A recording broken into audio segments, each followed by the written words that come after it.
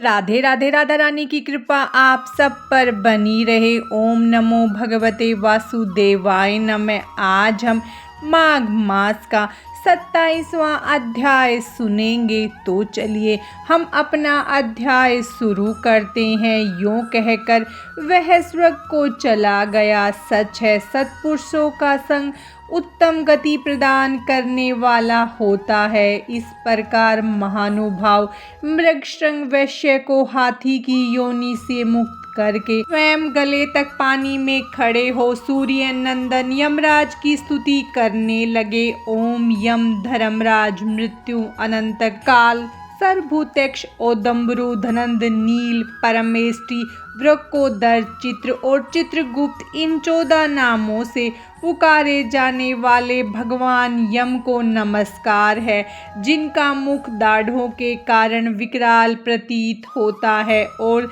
टेढ़ी भौहों से युक्त आंखें क्रूरता पूर्ण जान पड़ती हैं, जिनके शरीर में ऊपर की ओर उठे हुए बड़े बड़े रोम हैं तथा होठ भी बहुत लंबे दिखाई देते हैं। ऐसे आपको यमराज को नमस्कार है। आपके अनेक भुजाएं हैं, अनंत नख है तथा कजलगिरी के समान काला शरीर और भयंकर रूप है। आपको नमस्कार है। भगवान आपका वेश बड़ा भयानक है। आप पापियों को भय देते हैं, काल दंड से धमकाते हैं और सब प्रकार के अस्त्र शस्त्र धारण करते हैं। बहुत बड़ा भैंसा आपका वाहन है। आपके नेत्र दहकते हुए अंगारों के समान जान पड़ते हैं। आप महान हैं। मेरु पर्वत के समान आपका विशाल रूप है। आप लाल माला और वस्त्र धारण करते हैं। आपको नमस्कार है। कल्पांत के मेघों की भांति जिनकी गंभीर गर्जना और प्रलयकालीन वायु के समान प्रचंड वेग है, जो समुंदर को भी पी जाते हैं, संपूर्ण जगत को ग्रास बना लेते हैं, पर्वतों को भी चबा जाते हैं और मुख से आग उगलते हैं, उन भगवान यमराज को नमस्कार है। भगवान अत्यंत घोर और अग्नि के समान तेजस्वी काल रूप मृत्यु तथा बहुत से रोग आपके पास सेवा में उपस्थित रहते हैं। आपको नमस्कार है। आप भयानक मारी और अत्यंत भयंकर महामारी के साथ रहते हैं। पापिष्ठों के लिए आपका ऐसा ही स्वरूप है। आपको बारंबार नमस्कार है। वास्तव में तो आपका मुख खिले हुए कमलों के समान प्रसन्नता से पूर्ण है। आपके नेत्रों में करुणा भरी है। आप पितृ स्वरूप हैं। आपको नमस्कार है। आपके केस अत्यंत कोमल हैं और नेत्र बाहों की रेखा से सुशोभित हैं। मुख के ऊपर मूछें बड़ी सुंदर जान पड़ती हैं। पके हुए विम फल के समान लाल होठ आपकी शोभा बढ़ाते हैं। आप 2 भुजाओं से युक्त स्वर्ण के समान कांतिमान और सदा प्रसन्न रहने वाले हैं। आपको नमस्कार है। आप सब प्रकार के आभूषणों से विभूषित रत्नमय सिंहासन पर विराजमान, श्वेत माला और श्वेत वस्त्र धारण करने वाले तथा श्वेत छत्र से सुशोभित हैं। आपके दोनों ओर दिव्य नारियां खड़ी होकर हाथों में सुंदर चवर लिए ढुला रही हैं। आपको नमस्कार है। गले में रत्नमय हार से आप बड़े सुंदर जान पड़ते हैं। रत्नमय कुंडल आपके कानों की शोभा बढ़ाते हैं। आपके हार और भुजबंद भी रत्न के ही हैं और आपके किरीट में नाना प्रकार के रत्न जड़े हुए हैं। आपकी कृपा दृष्टि सीमा का अतिक्रमण कर जाती है। आप मित्र भाव से सबको देखते हैं। सब प्रकार की संपत्तियां आपको समृद्धशाली बनाती हैं। आप सौभाग्य के परम आश्रय हैं तथा धर्म और अधर्म के ज्ञान में निपुण सभासद आपकी उपासना करते हैं। आपको नमस्कार है। संयमनीपुरी की सभा में शुभ्र रूप वाले धर्म शुभ लक्षण सत्य चंद्रमा के समान मनोहर रूपधारी सम दूध के समान उज्जवल दम तथा वर्णाश्रम जनित विशुद्ध आचार आपके पास मूर्तिमान होकर सेवा में उपस्थित रहते हैं। आपको नमस्कार है। आप साधुओं पर सदा स्नेह रखते हैं, वाणी से उनमें प्राणों का संचार करते हैं, वचनों से संतोष देते हैं और गुणों से उन्हें सर्वस्व समर्पण करते हैं। सज्जन पुरुषों पर सदा संतुष्ट रहने वाले आप यमराज को बारंबार नमस्कार है, जो सबके काल होते हुए भी शुभ कर्म करने वाले पुरुषों पर कृपा करते हैं, जो पुण्य आत्माओं के हितैषी, सत्पुरुषों के संगी, संयमनीपुरी के स्वामी, धर्मात्मा तथा धर्म का अनुष्ठान करने वालों के प्रिय हैं। उन धर्मराज को नमस्कार है, जिसकी पीठ पर लटके हुए घंटों की ध्वनि से सारी दिशाएं गूंज उठती हैं तथा जो ऊंचे ऊंचे सींगों और फुकारों के कारण अत्यंत भीषण प्रतीत होता है।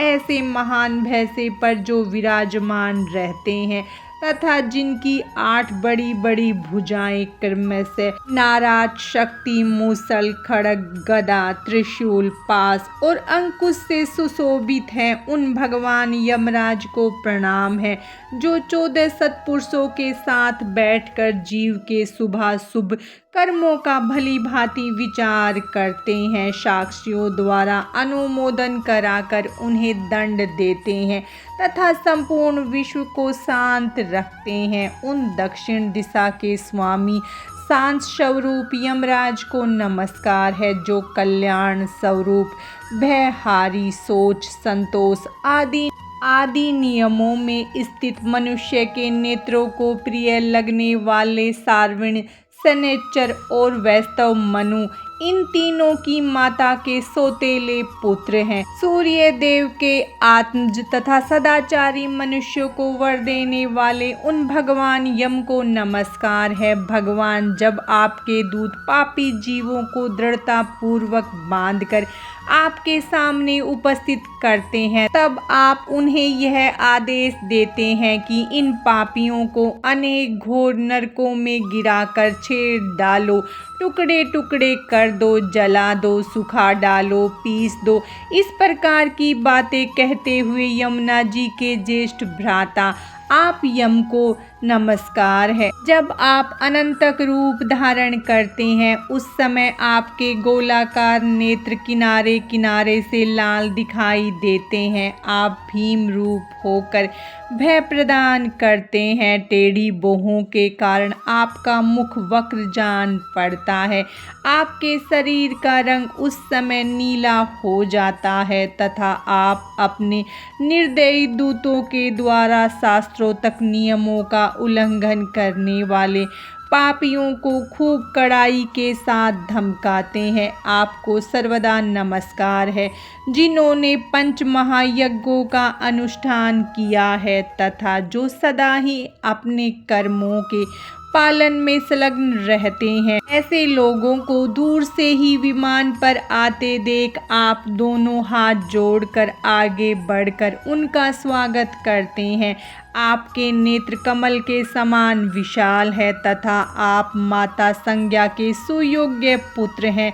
आपको मेरा प्रणाम है, जो संपूर्ण विश्व से उत्कृष्ट, निर्मल, विद्वान, जगत के पालक ब्रह्मा, विष्णु तथा शिव के प्रिय हैं। सबके शुभाशुभ कर्मों के उत्तम साक्षी तथा समस्त संसार को शरण देने वाले उन भगवान यम को नमस्कार है। वशिष्ठ जी कहते हैं, इस प्रकार स्तुति करके मृगशृंग ने उदारता और करुणा के भंडार तथा दक्षिण दिशा के स्वामी भगवान यम का ध्यान करते हुए उन्हें साष्टांग प्रणाम किया। इससे भगवान यम को बड़ी प्रसन्नता हुई। वे महान तेजस्वी रूप धारण किए मुनि के सामने प्रकट हुए। उस समय उनका मुख कमल प्रसन्नता से खिला हुआ था और किरीट, हार, केयूर तथा मणि में कुंडल धारण करने वाले अनेक सेवक चारों ओर से उनकी सेवा में उपस्थित थे। यमराज ने कहा,